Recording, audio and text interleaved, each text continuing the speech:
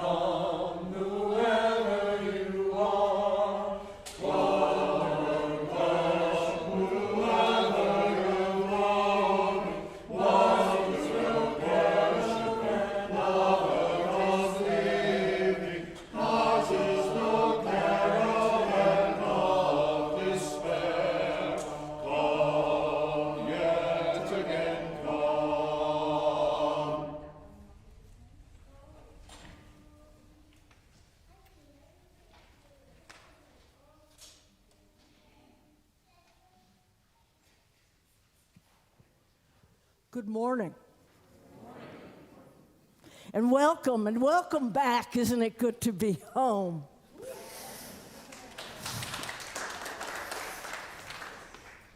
My name is Lynn Hopkins, and it is my great privilege to serve this congregation as its interim minister.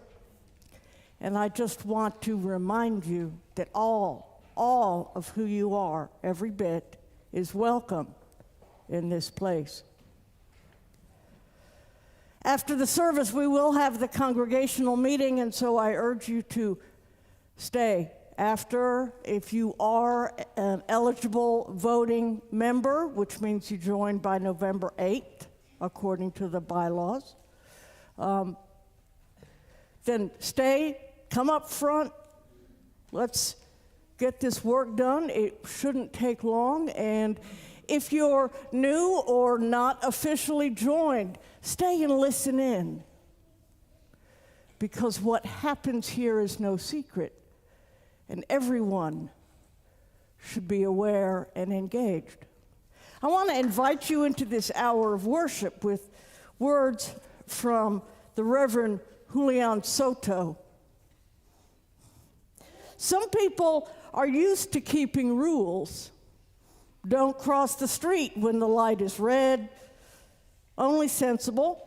It turns out that keeping rules isn't the same as keeping covenant, which asks us, instead of keeping a bright line, to keep our promises.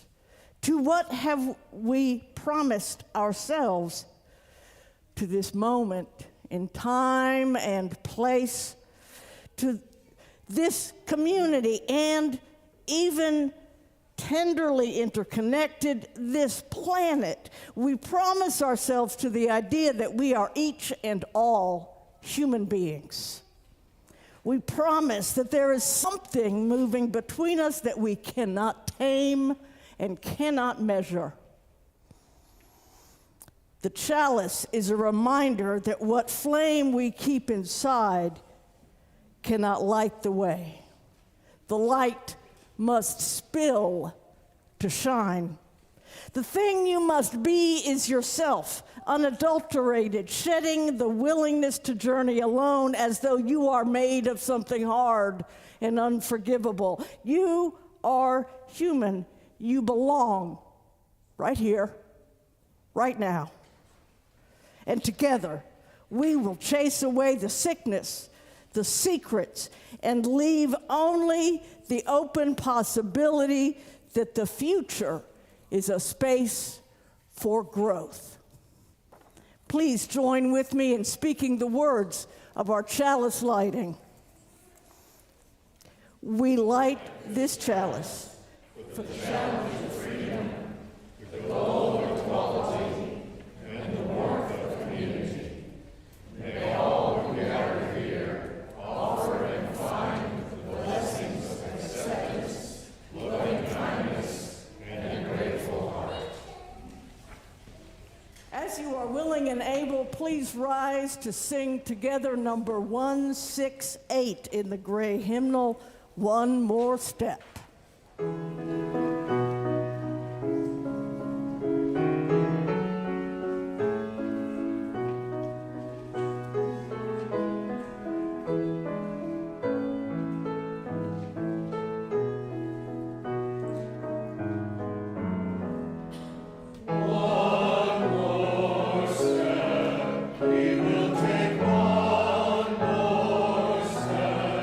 Till there is peace for us and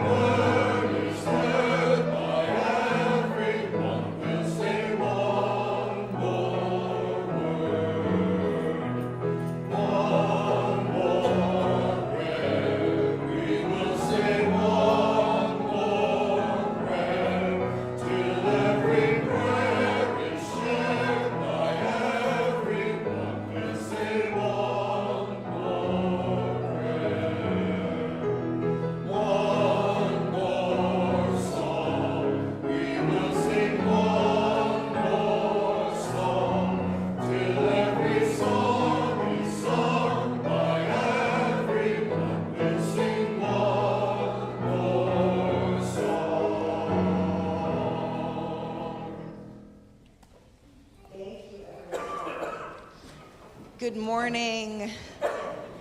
My name is Jessica Lakeman. I use she, her pronouns, and I serve as the Director of Lifespan Faith Development here at Church of the River. I want to lift up one quick thing before our story. Some of you may notice that we have a lot fewer kiddos in front than usual. And that is because today is the kickoff of our Whole Lives sexuality education program for our kindergarten and first graders. Our Whole Lives is an incredible ministry that Unitarian Universalism and the United Church of Christ offer a series of lifespan curricula. It is one of the most important things I think we do. So if you would like to learn more, there is a QR code on the sign outside of the classroom where they are, but that is where our kiddos are. And so they're not gonna be here for like the next 7-8 weeks. It's gonna be a lot fewer kiddos in here because they're gonna be doing OWL. But we are very excited to be able to offer this program for them. So back to the topic of the day, remembering. When we say remember, we're often talking about looking backward. But there's another meaning of the word, one that is more and maybe particularly relevant today. To remember, to bring members back together again. To notice who is here. To make room for who has arrived, to shape ourselves around belonging. And so I have a story for you about exactly that. In a small town, there was a long wooden table in the center of the meeting hall. It was solid, but imperfect. Scratches from years of elbows and ink and spilled tea and coffee. Uneven because it had been expanded many times. New boards added whenever the community grew beyond the table's capacity. If you ran your hand along its surface, you could feel the history of the community there in the wood. Older boards in the middle, smooth places worn down by generations of hands. Newer boards at the end, rougher, still settling in. Extra supports underneath, put there when the table needed to hold more weight. The people of the town knew this table well, for they gathered around that table for everything that truly mattered. For hard decisions, for tender apologies, big hopes, ordinary work. No one owned the table, but everyone shared responsibility for what happened around it. And whenever their community grew, they didn't ask if they would make room. They asked how. Sometimes it was easy. Just pull up another chair, people scooch a little closer, someone shift over to the side to make some space. But every so often, they could tell by the way the elbows bumped, by the way voices started crowding each other out, that the table had reached its capacity. But it had been a long time since this had happened, and they'd needed to expand. So when a newcomer arrived one evening and stood quietly near the wall, listening more than speaking, waiting for a pause that never quite came, the room grew thoughtful. One person noticed the crowding. Someone else noticed the waiting. And finally, someone said, I think it's time to make more room. And so they brought out the boards that they had saved, they found the tools, and they remembered together how this work went. There were measurements to argue over, supports to reinforce, adjustments to make. The new piece wasn't perfectly smooth. And it didn't exactly match, because, well, they never did. But it was secure. And when the newcomer sat down, something shifted. They didn't just take up space, they added stability. They brought new questions that shifted old conversations. They noticed things that others had simply stopped seeing. They shared responsibility for what would come next. The people felt it then. What they always felt when they did this work, that the table wasn't just bigger, it was stronger. And the community was reminded of something that it must remember again and again and again. That the table was never meant to stay the same size. That belonging isn't about fitting people into what already exists. It's about choosing together to become something new with space for everyone. That is what remembering looks like. A community paying attention. A community practiced in welcome. A community willing to be changed. I wonder, what helps us notice when it's time to make more room? And I wonder, what are we building here together?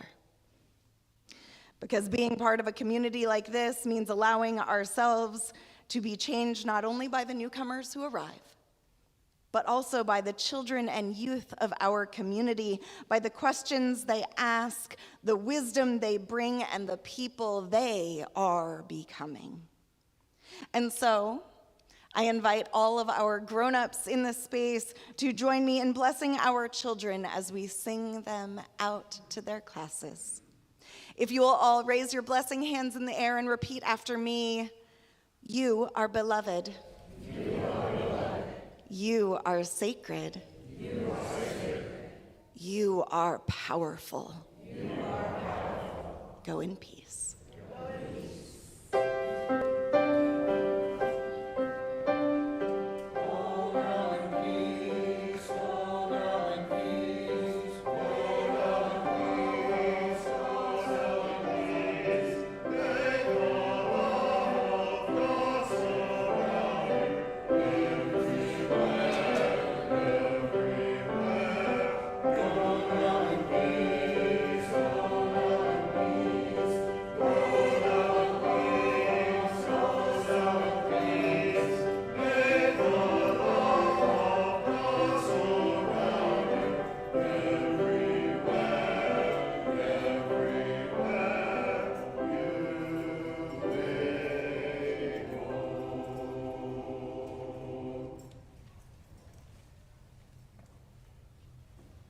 My reading today is from the Reverend Dana E. Warsnop. Often people say that they love coming to a place with so many like-minded people. I know just what they are getting at, and I know they aren't getting it quite right. I don't want to be with a bunch of people who think just like me. I want to be in a beloved community where I don't have to think like everyone else to be loved, to be eligible for salvation. I want to be with people who value compassion, justice, love, and truth, though they have different thoughts and opinions about all sorts of things. I want to be with independent-minded people of good heart. I want to be with people who have many names or no name at all for God. I want to be with people who see in me goodness and dignity, who also see my failings and foibles and who still love me. I want to be with people who feel their interconnection with all existence and let it guide their footfalls upon the earth. I want to be with people who see life as a paradox and don't always rush to resolve it. I want to be with people who are willing to walk the tightrope that is life and who will hold my hand as I walk mine. I want to be with people who support, encourage, and even challenge each other to higher and more ethical living. I want to be with people who inspire one another to follow the call of the Spirit. I want to be with people who covenant to be honest, engaged, and kind, who strive to keep their promises and hold me to the promises I make. I want to be with people who give of themselves, who share their hearts and minds and gifts. I want to be with people who know that human community is often warm and generous, sometimes challenging, and always, almost always, a grand adventure. In short, I want to be with people like you.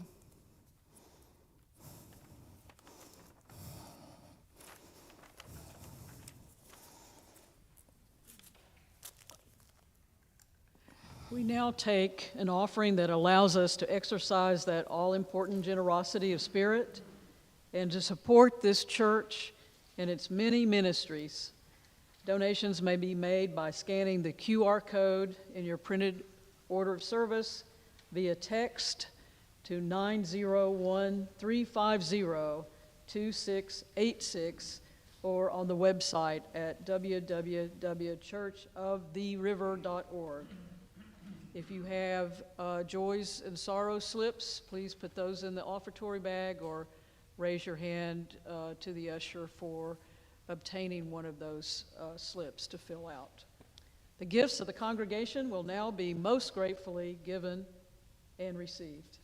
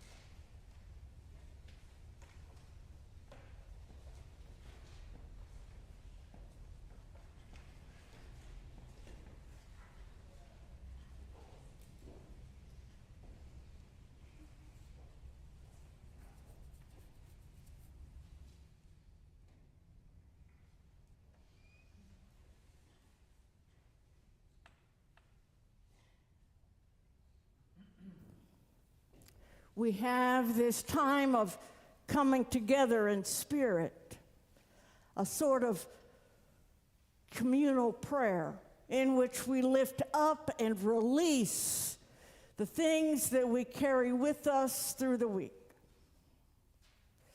And you are invited, as Lisa said, to write things that you would like spoken aloud at this time in the service.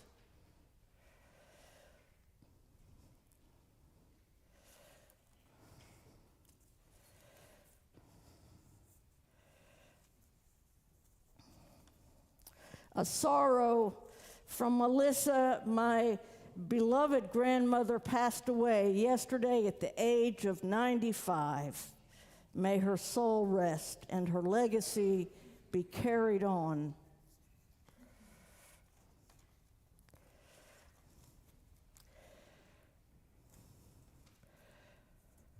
From Sarah, continued prayers and thoughts for Waleed and Cindy Sakan and family as he continues his journey back to wellness, and Cindy and family continue his care.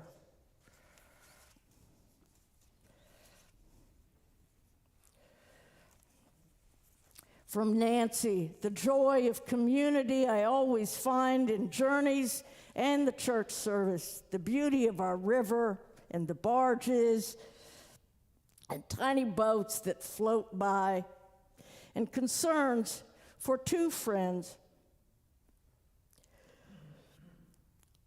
Linda in memory care and Joe in skilled nursing care, cherished dear ones.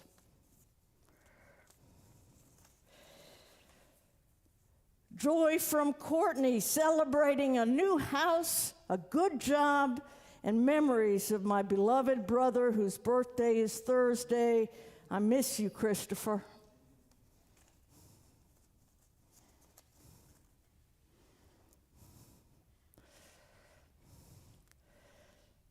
I have a brother who turns 75 on this very day.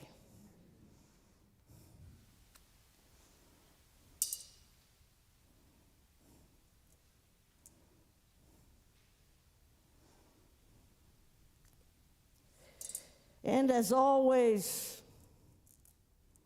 I lift up the people of Minneapolis and elsewhere in Minnesota,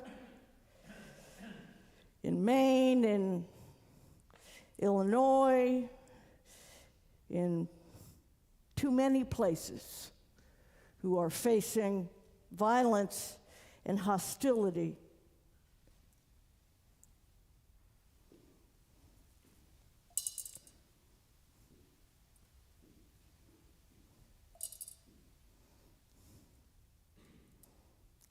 I invite you to come if you would like, to draw a stone from the bowl and release it into the cleansing waters of our gathered community.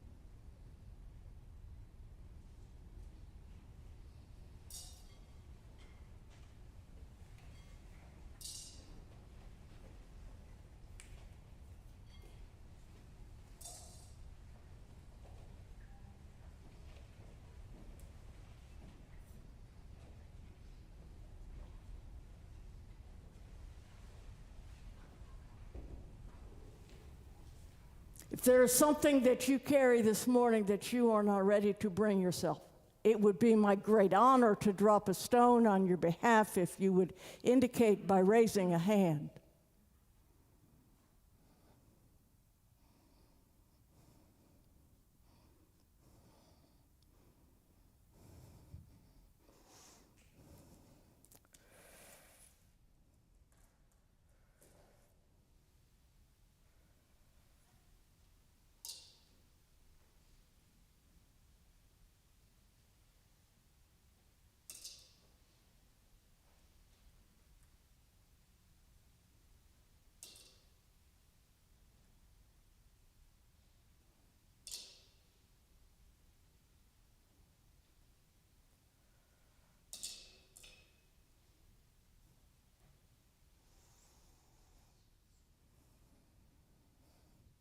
Please join me, if you would, in an attitude of prayer as we gather our hearts, our minds together, aware of our physical proximity and our spiritual interconnectedness.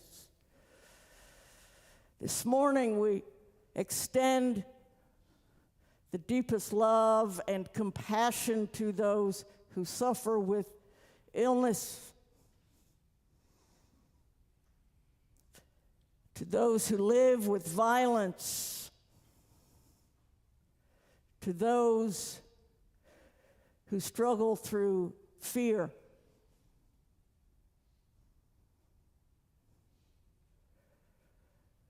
We extend our love to those inside and outside of our community, recognizing the interdependent web of which we are a part.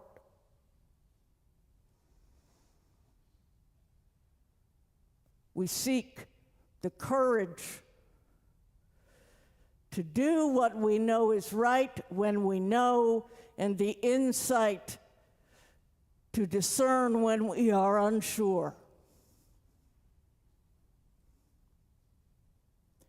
We seek the willingness to participate fully in the lives of those who rely on us, and the energy, fortitude, and strength to continue our presence and expand our visions in the present and into an uncertain future. In faith and gratitude, in the name of all that is holy, amen. Please join me in singing our congregational response. It's number 123 in your gray hymnal, Spirit of Life.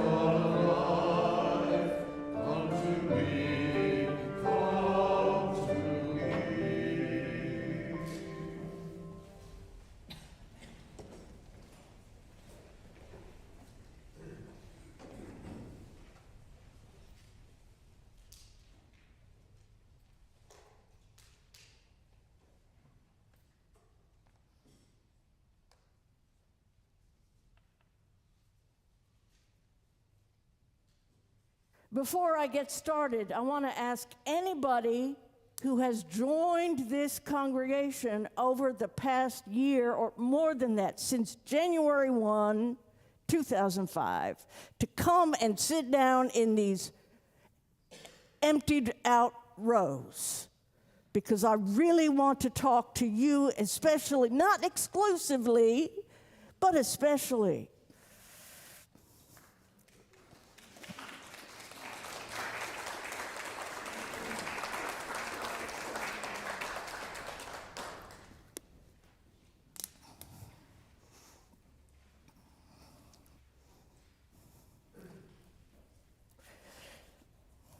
Last month, when we were talking about practicing resistance,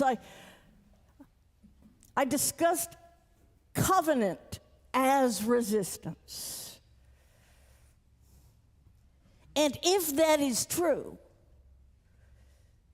then membership is an embodiment of resilience. Embodying resilience is what we're talking about in the Soul Matters themes this month. Membership in a Unitarian Universalist congregation is different. You figured that out already. Here we are, together. I mean, some of us no doubt are here because we can just finally get out of the house. But we came here because this place is different, is special. We love each other. And we don't love each other by accident or by luck. This is not the sort of love that begins one night at the bar when your eyes meet, or the love that begins in the delivery room. This is a different sort of love. This is an active, engaged love. This is a love that persists even when we are really annoyed with one another. It's a commitment. It requires effort. It will be tested. Our promises get broken. We would not need a covenant if we always kept it. We engage in covenant in order to hold ourselves accountable and to ask others to help in that effort.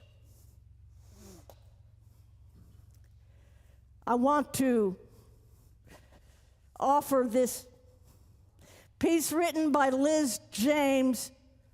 I've adapted it slightly because y'all aren't joining today, and that's what it was written for.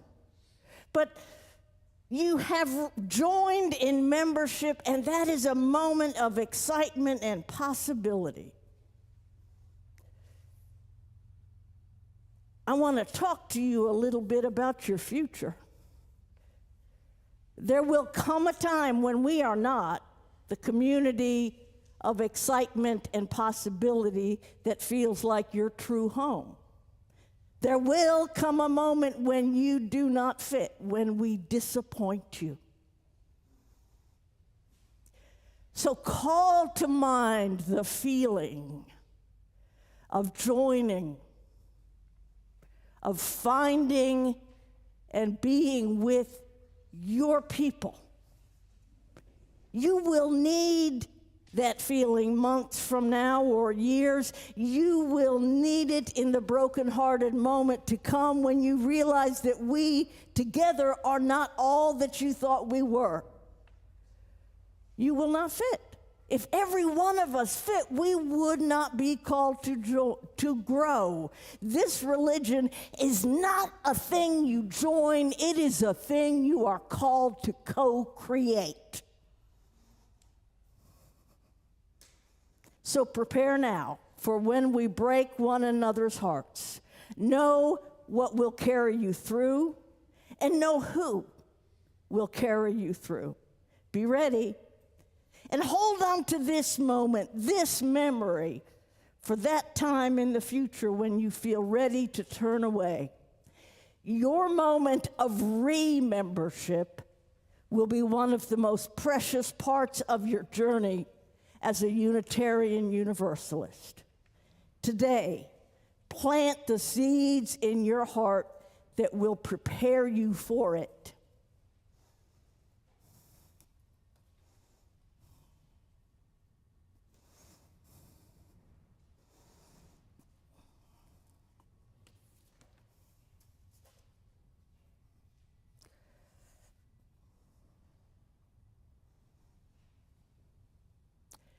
To be hurt, wounded, and to return to maintain steadfastly, to stand in solidarity nonetheless. Surely this is what we mean by resilience. I mean, okay, how many of you ever married somebody or formed some other sort of formal commitment in the throes of that fierce, passionate love that you knew would never end? Show of hands.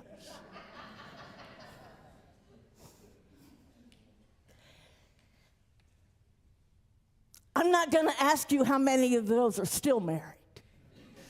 All right, because we know, all of us know, that passion, it was created by evolution in order to make us make babies, right? That's why it's there. And it is the most delightful, thrilling thing in life. I wish everyone everywhere could know it at least once. But we couldn't possibly sustain it. I mean, can't do your job worth crap. It's just not sustainable. What sustains us in that marriage, in that commitment, partnership, in that engagement, membership, is love that is committed through the difficult times.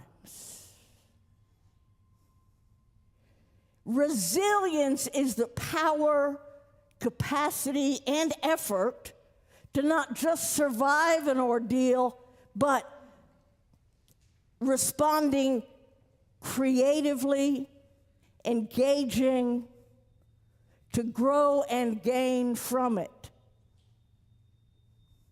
Not everything that doesn't kill you will make you stronger.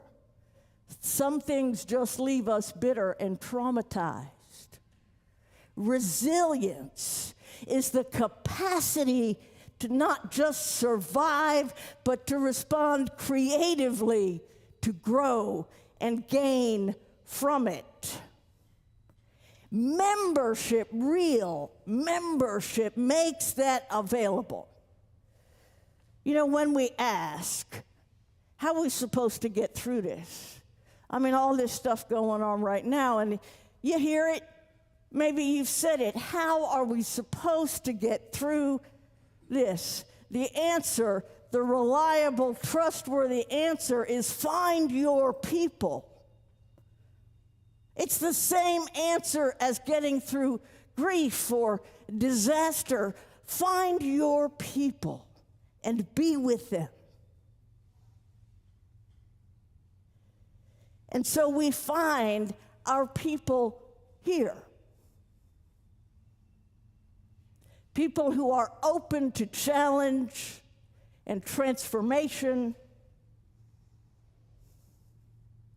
And we come together. We get to know each other. When you ask a congregation, I had this experience the last time I went through a search.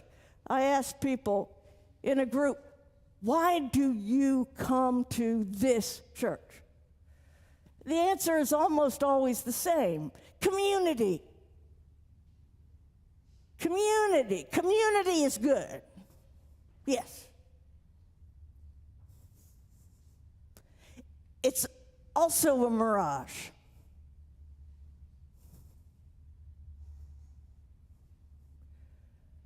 Community implies that we get along, cooperate, help each other, that we're friendly and kind and generous to each other. And we are most of the time.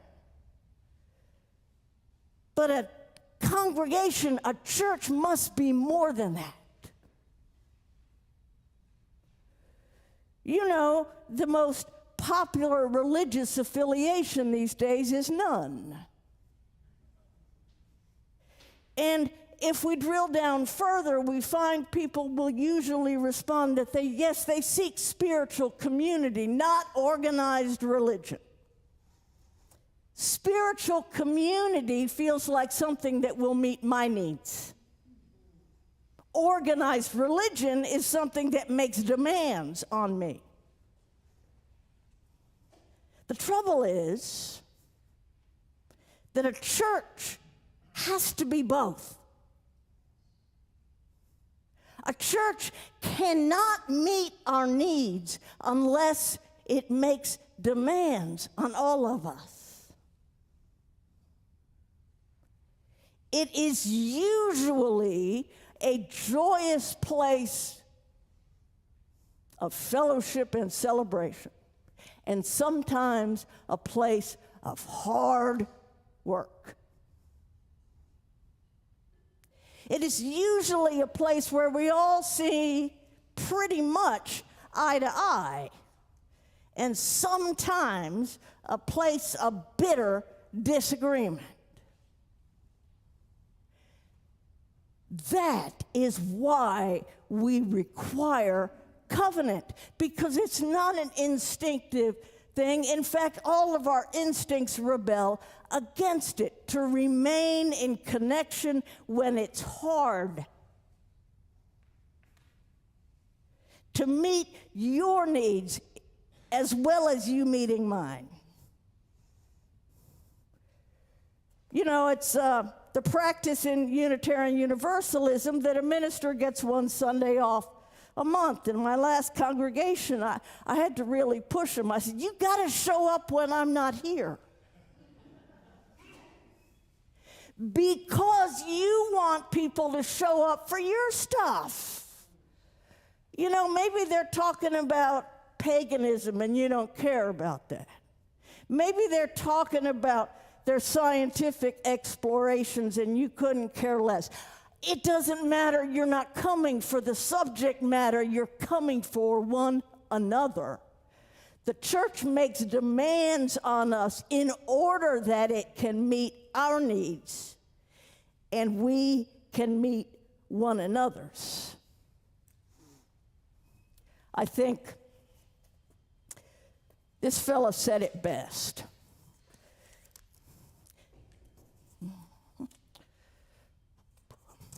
His name is Peter Fleck. He's not a minister, but he's dedicated to his religious community, and he says, let's be frank and admit that the church has its aggravations. The eternal and oh so necessary concern about finances, the annual recurring problems of balancing the budget, of finding money for repainting the vestibule, repairing the boiler, tuning the piano, the ongoing criticism of the minister's sermons, too liberal for some and too orthodox for others, too pedantic for some and too colloquial for others, the endless committee meetings about religious education and about the propriety of social action, the persistent shortage of tenors in the choir. Who wants it? Who needs it? The answer to that is we. We want it because we need it. The answer is that the church, and I'm speaking now of the liberal church, in spite of its shortcomings, the imperfection that characterizes everything made by humans, is better, infinitely better than no church. Isn't it true that in our churches, in these communities of spirit, we have more resources than outside of our churches to accept each other's imperfections, to reconcile our differences, to forgive and be forgiven, to comfort and to be comforted, to love and to be loved? Isn't that what the church is all about? Because it is what life is all about. Now, in a minute, I'm going to ask you all to stand up and come up here where everybody can see you. And I'm going to ask you to repeat a pledge. I'm going to give you words just like a wedding vow thing, you know. But I don't want you to be called into doing this sight unseen, to be put on the spot and have to pledge to something you're really not so sure about. So I'm going to tell you what I'm asking of you first. We join with you in this fellowship of spirit, pledging our support and participation in the life of this church. We covenant to be true to the spirit of love which flows through this church and guides its way. That's the whole thing. Now, y'all have a part too. All right, because membership is not a one-way thing. So, here is what I'm going to ask you to repeat after me. We welcome you into this fellowship of spirit as we were once welcomed. We pledge to be open and inclusive, to respect your ideas and your perspective, when it is easy and when it is difficult. We ask that you recognize our humanity. We will not always live up to your ideals or our own.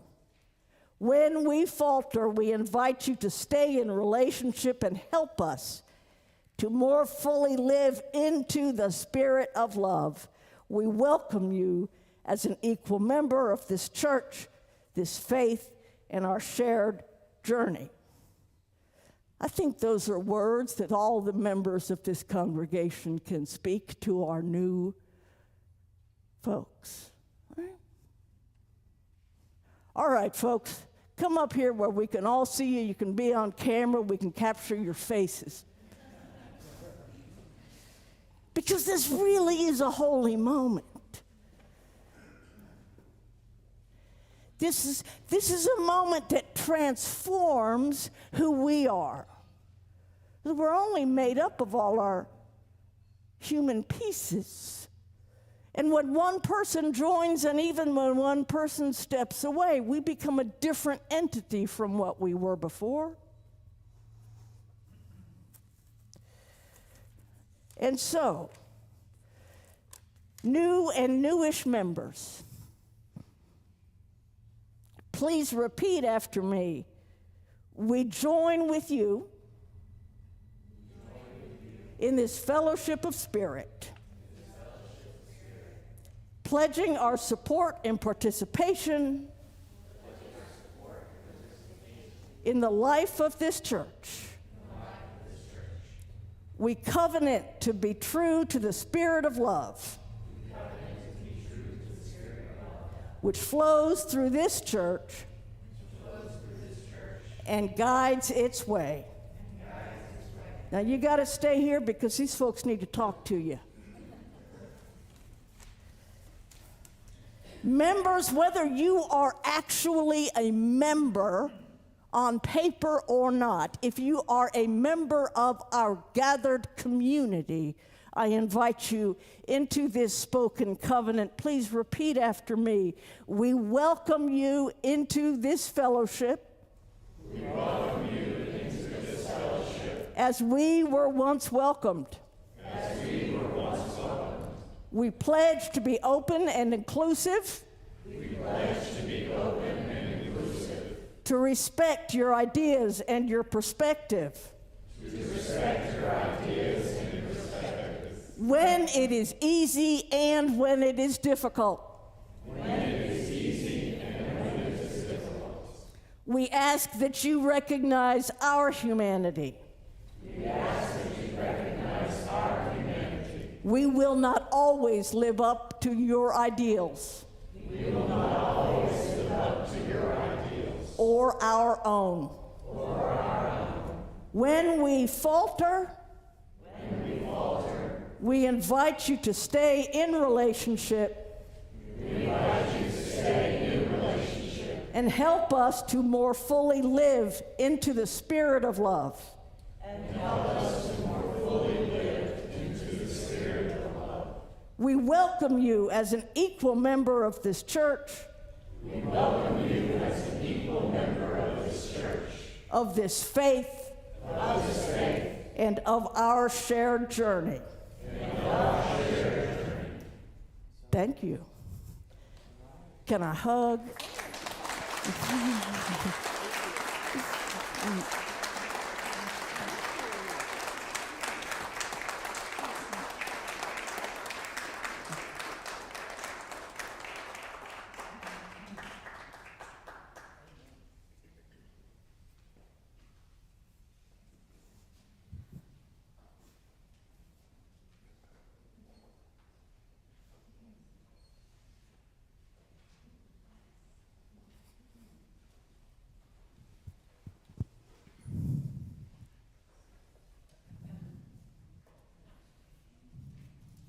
Now, this is a thing that I want to do on a regular basis. No one should enter into this holy relationship unnoticed.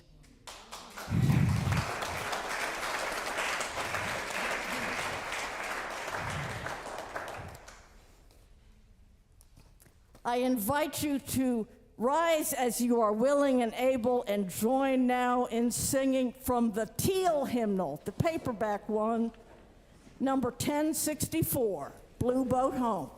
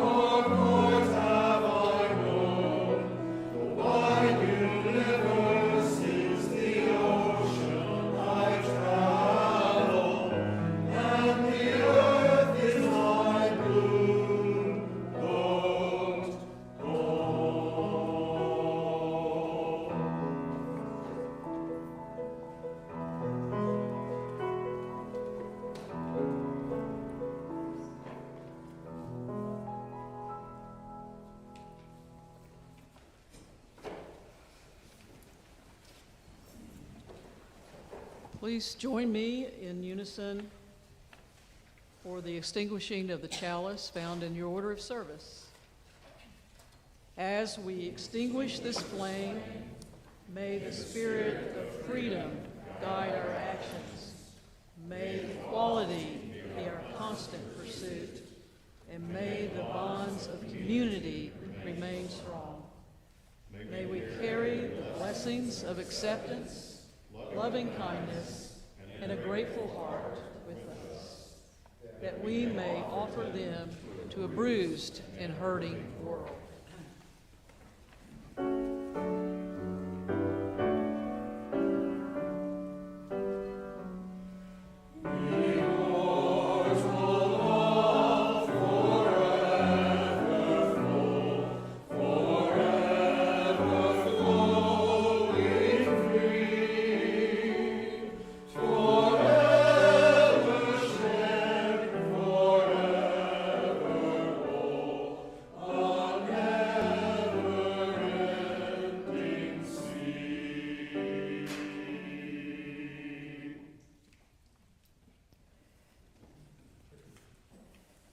I'm not speaking to you from the back because I don't want you to leave.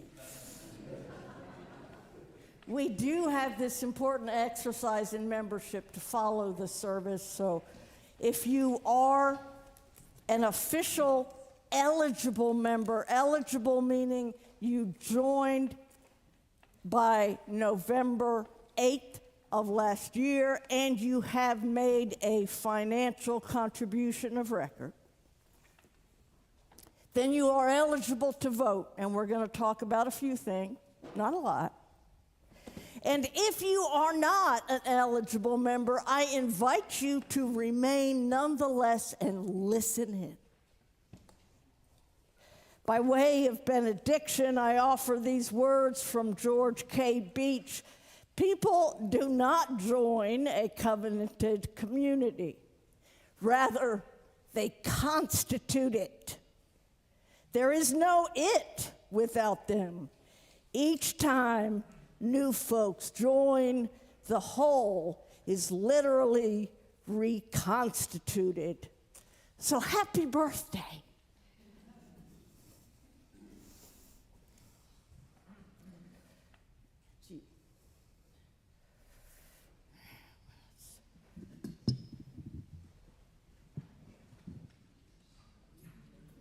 This here, will this work?